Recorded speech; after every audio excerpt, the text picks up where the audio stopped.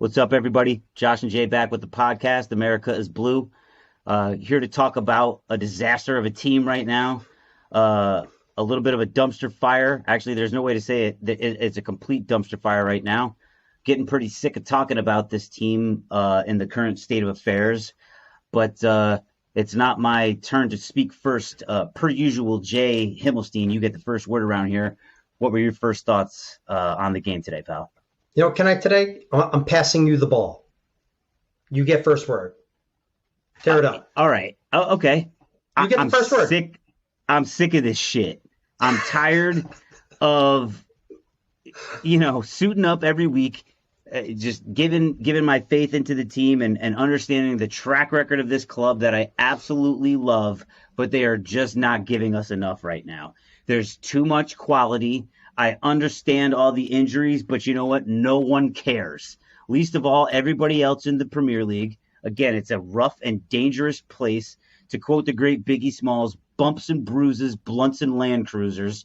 It's so bad. We're getting our asses kicked all over the park. We're losing to Newcastle.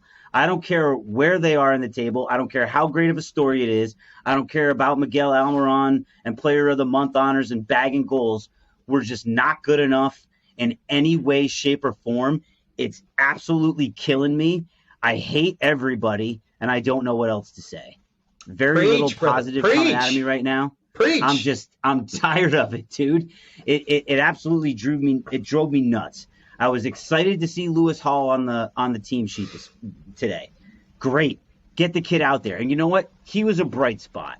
He again played pretty well, but the guys that we need the most are giving us the least. And it's time for somebody to take a little bit of accountability. I don't know what Graham Potter's going to say to these guys, but there is a massive hill to climb. We are so far out of title contention, it's not even funny. And we're extremely far off top four right now that we need to really, really, really take a deep look. Pray to God that we get out of the World Cup with minimal injuries and we get Reece James back, and hopefully Chile can come back and maybe N'Golo Kante, because the boys that are marching out right now just aren't getting it done. Amen, my friend. I have a lot of vitriol. I'm bubbling. I'm glad that we delayed this cast today a little bit because it allowed me to simmer. But, dude, I am hot. I'm hot. It all goes to Graham Potter. I'm sorry. I've been very patient. I'm a patient man by nature. I'm very patient. I try to be very pragmatic with things. Try to understand all the different elements that are going into a particular situation.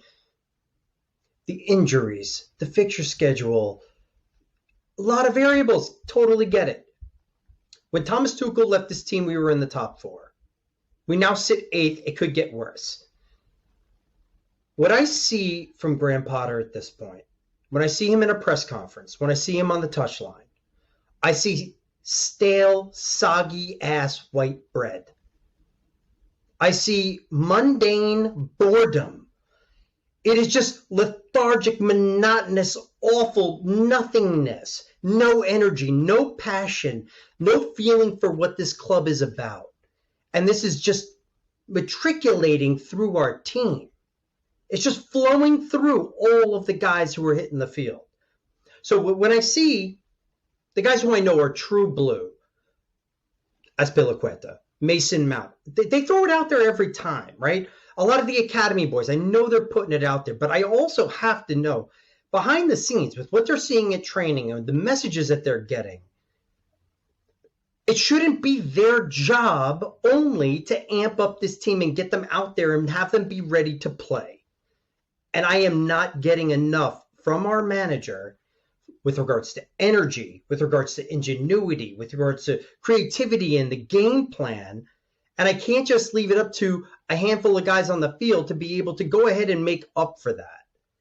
So I echo all of your sentiments. This is super frustrating. There is no reason why we should be in the position we're in. And frankly, since Graham Potter took over, I know the initial run was not bad, right? Like we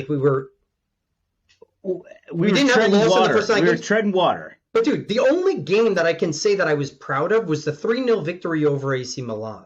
The second leg of that thing, they had a red card in the first 15 minutes. So we were going up against a disabled team. Everything after that and everything before that has been kind of like, what is this? It's a tough state of affairs to be in, and just to sort of echo your sentiments.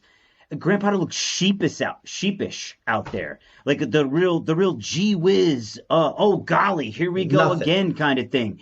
And yeah, when you're looking to your manager to direct the team in a different way, to re-inject some creative fuel, to shake things up, or to just make sure that they're getting the messages across, it's not hitting with the boys. Clearly not. I don't know what the game plan is, because every single time we go out, because again, we're trying to figure out what the team sheet is going to look like. Nobody has any idea, least of all the guys in the dressing room, I'm sure. And then what does that say when you're running out, when no one really knows what's happening? And it doesn't seem like there's a lot of gelling and cohesion inside the dressing room. And there's so much talent there. I mean, these are guys that have won at every single level. Most of our players are still the guys that won the Champions League in 2021. We should only be getting better. I just genuinely don't understand the approach of the team. But worst of all, I don't like the spirit of the team, which is the whole reason why we follow. Because there's plenty of times when I know when this is old Chelsea Football Club. This is the stuff you put up with as a supporter. It's the stuff that kills you is also what cures you. But at the same time, if there doesn't seem to be a remedy on the horizon anywhere, certainly not with the man presently in charge. And again, this is Chelsea Football Club. We are a tumultuous situation. There's always some sort of turmoil. There's always some sort of rub. But you know what? This time, there's no rub. It's just all shit. It's just all bad. And there's nothing good to report right now, other than a few bright spots. But yeah, it bothers me. Like I usually don't get bothered, but now I am. Now I'm annoyed. Bro, the relationship I don't with like Chelsea what this Football team Club, is doing. we don't date the librarian. We date that badass chick with the tattoos, smoking cigarettes, who's going to bang you in bed like crazy and is also going to drive you crazy. We have a librarian as our skipper. He is a librarian. The guy manages a safe space. He says it's just full of platitudes and cliches and, the positivity, and I feel good about this. And dude, I need you to find it somewhere in your core to not be a total bore and inject some life into these boys. And it's okay. It's okay if that's who you are, but you better be a tactical genius. You better be throwing the right guys out there and putting them in the right situations to cover all of that up. But if you don't bring the energy, you don't inject into the spirit, and you're fucking up the lineup every damn week, dude, you got nothing for me. So, wingback fiasco. We talked about that ad nauseum. RLC back in the team. Sorry he got injured, but I was almost kind of happy, given where I wanted this game to go, that he was no longer in there. I just wish it had nothing to do with injury. I wish he hadn't have started. After we just saw Pulisic, I know his finishing wasn't great against City, but he was a danger man. You just saw Hakeem Ziyech, who put on a good performance. The guy could have had at least 2 or 3 assists in that game. Hit the pines, guys. We're going with Mason Conor-Gallagher, who, although they bring the pace, and I know they are just running all over the place, they don't have the technical ability and the creativity to consistently bring it for a guy who is a young man up front like Broja. So you put 2 guys out there who are almost identical, although I think Mace has a little bit more, he's a notch or 2 above. And then we attack our own goal more than we did theirs. How many times do you have to receive a ball and say, you know what, I'm not confident going forward or doing anything to go ahead and attack. I have to turn around and play it back. Dude, Edouard Mendy, man of the match, just for fielding 1,000 balls. I mean, it is unbelievable. And here I go again. If I speak, everybody wants to dunk on me. You put the kid number 10 out there to start the second half, and stuff starts happening. It was better. He at least goes at people.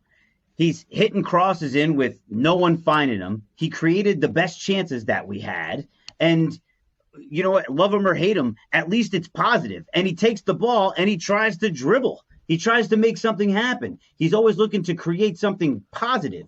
And this sort of receptacle, regista, keeping possession stuff, their pressing was so well organized. They are so much more cohesive than us. And they did keep saying it on TV. I'm clearly not some tremendous bird watching football genius, but the fact of the matter is they made us look better, or excuse me, they were better than us in every phase of the game, every quadrant of the game.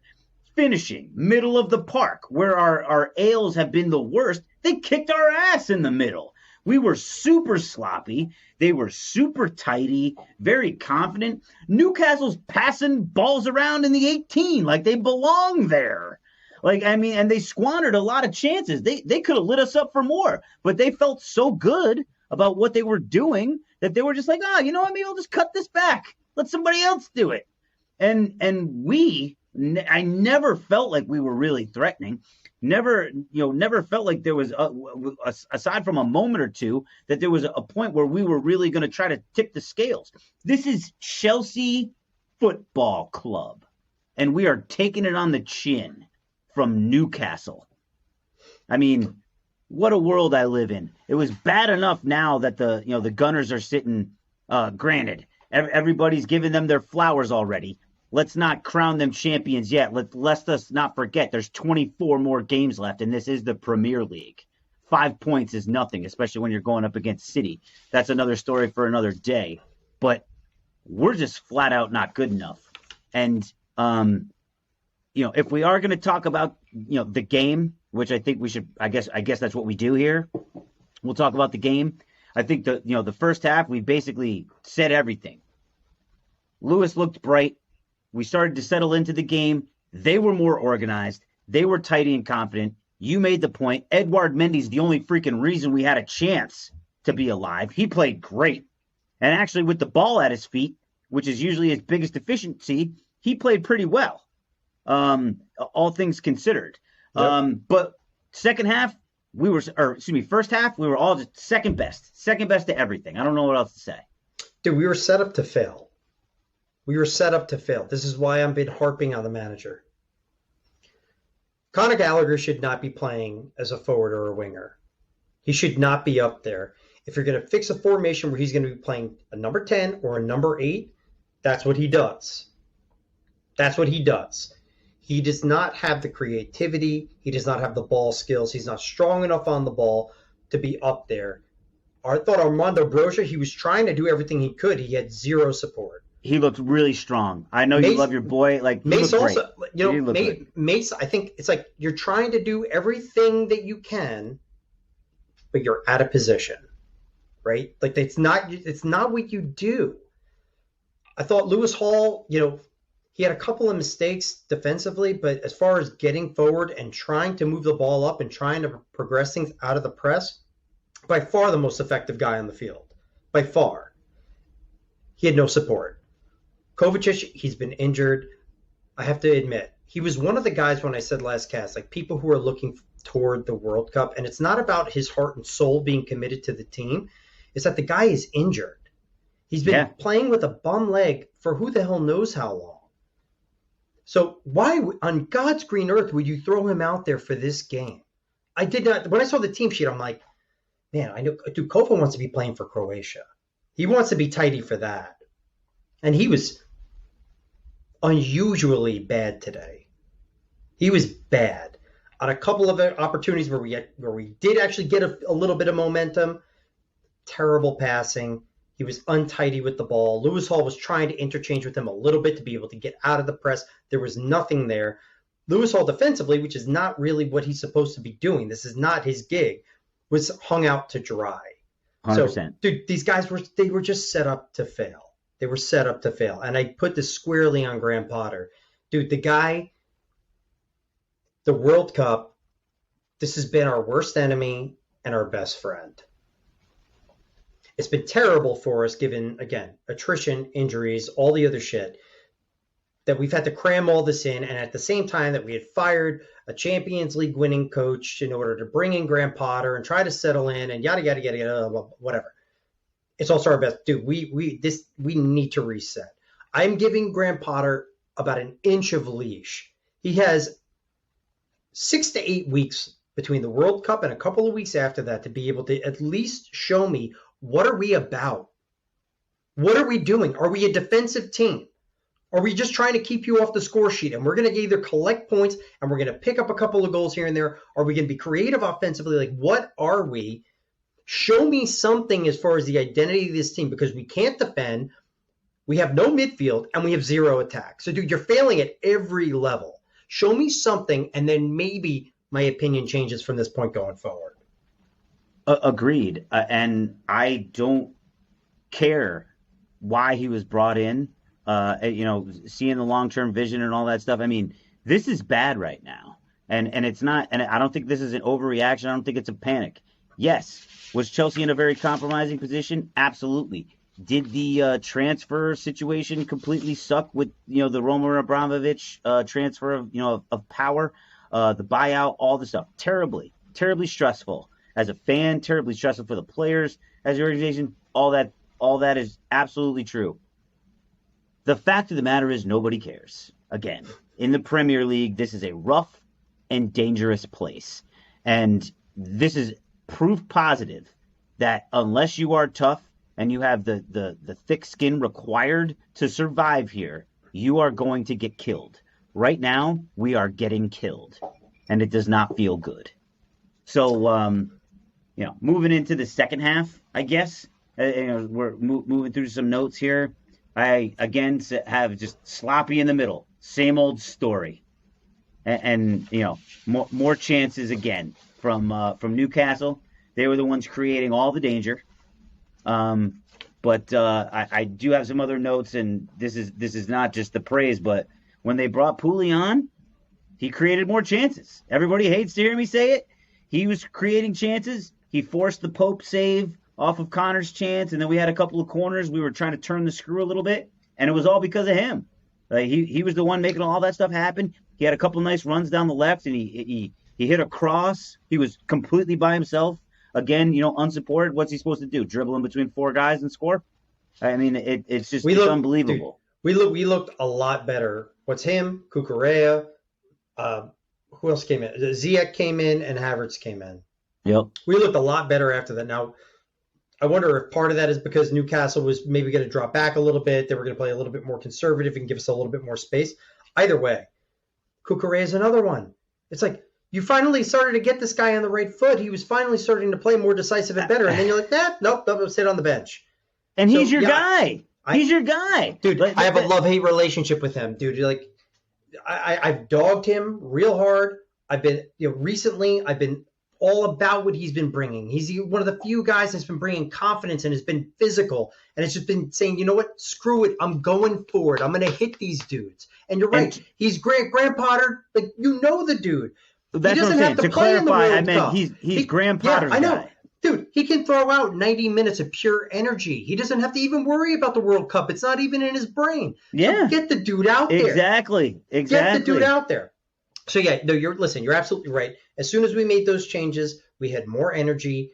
We started to at least, create some chances that were reasonable. There was the one time, I can't remember if it was the first half or second half, where Connor had he had a hustle play, took the ball off of somebody out the box, and then he hit that curler, and Pope just made a nice save on it. Yeah, that was off of Pooley. It was a Pooley drive. That was our only really good, decent scoring chance. Yep. And that was it the entire game. But we definitely looked better after those four dudes came in the game. Well, and it wasn't all. It was the triple change, just to be clear. And then Kai came on towards the end for Broya. I want to say 72 or 82. But I think Pooley came on to start the second half. Or he came on very early because no, he did because Spilicueta came off. Correct.